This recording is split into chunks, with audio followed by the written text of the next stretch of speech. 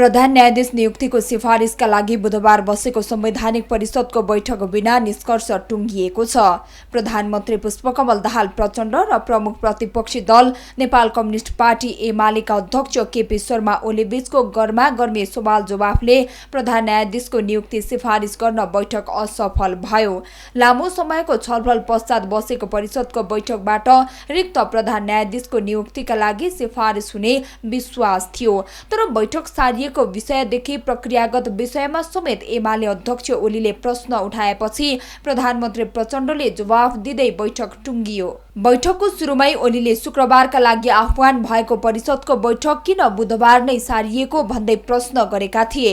बैठकमा सहभागी एक सदस्यका अनुसार ओलीले बैठक बस्नुभन्दा 48 घण्टा अघि नै सूचना दिनुपर्नेमा प्रक्रिया नै नपुर्याई बैठक सारिएको भन्दै आपत्ति जनाए। सहमति नजुट्दा बिना निष्कर्ष बैठक सकिएपछि प्रधान न्यायाधीशको नियुक्ति सिफारिस अनिश्चित संवैधानिक परिषदको काम, कर्तव्य, अधिकार र कार्यविधि सम्बन्धी ऐन 2066 को प्रावधान अनुसार बैठक बस्नुभन्दा 48 घण्टा अघि परिषद सदस्यहरूलाई सूचना दिनुपर्ने व्यवस्था छ। तर बुधबारको बैठकका लागि मंगलबार मात्रै खबर गरिएकाले कुरा उठ्नु स्वाभाविक नै रहेको ती सदस्यले बताए। बैठकमा ओलीको भनाई नसकिँदै प्रधानमन्त्री प्रचण्डले कायम मुकायम प्रधान न्यायाधीश हरिकृष्ण कार्कीको नाम प्रधान न्यायाधीशका लागि प्रस्ताव गरेका थिए। प्रचण्डले प्रस्ताव गर्न साथ ओलीले घुमाउरो शैलीमा विरोध जनाए। 5 सदस्यीय संवैधानिक परिषदमा एमाले अध्यक्ष ओलीको बहुमत छ। सभामुख देवराज घिमिरे र राष्ट्रिय सभाका अध्यक्ष गणेश तिमिल सिन्हा एमालेबाट उक्त पदमा निर्वाचित भएका हुन्। उपसभामुख राष्ट्रिय स्वतन्त्र पार्टी राजसभाबाट निर्वाचित भएकी हुन्, जसकारण परिषदमा प्रचण्ड एक्ला रहेका छन्। बहुमत रहेका विपक्षी दलका नेता ओलीकै अडानले बुधबारको बैठकमा आक्रोशित रूपमा प्रस्तुत भएका कारण बैठक बिना निष्कर्ष टुङ्गिएको हो। ओलीले संसदीय समिति गठनलाई समेत प्राथमिकता राख्नुपर्ने अडान राखेका थिए।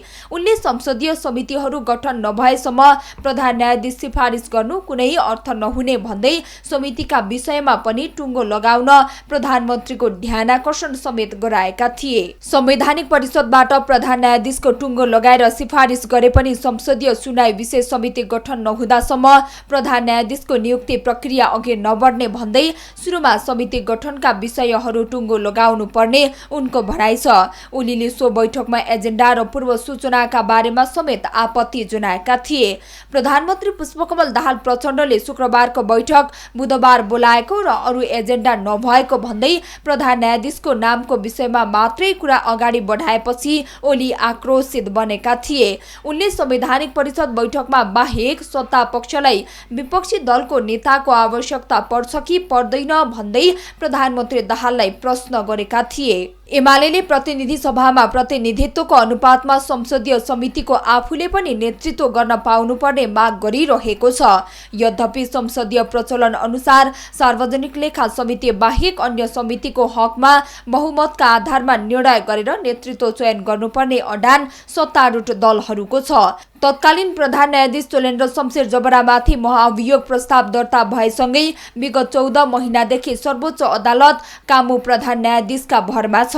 चोलेन्द्र निलम्बित भएपछि वरिष्ठतम न्यायाधीशका रूपमा दीपक कुमार कार्कीले कामु जिम्मेवारी पाएका थिए, तर उनले उमेर हदका कारण गत असोजमा अवकाश पाएपछि अहिले हरिकृष्ण कार्कीले वरिष्ठतम न्यायाधीशका रूपमा कामु जिम्मेवारी चलाउँदै आएका छन्। चोलेन्द्रमाथिको महाअभियोग प्रस्तावमा सांसदले कुनै निर्णय गर्न नसक्दा सर्वोच्च अदालत कामु भरमा चल्दै आएको छ। प्रधान न्यायाधीश संवैधानिक परिषदले सिफारिस गर्ने व्यवस्था छ। संवैधानिक परिषदको अध्यक्ष प्रधानमन्त्री रहन्छन्। प्रधान न्यायाधीश प्रतिनिधि सभाको प्रमुख, राष्ट्रिय सभाका अध्यक्ष, प्रतिनिधि सभाको विपक्षी दलको नेता र प्रतिनिधि सभाको उपसभामुख सदस्य रहने व्यवस्था छ।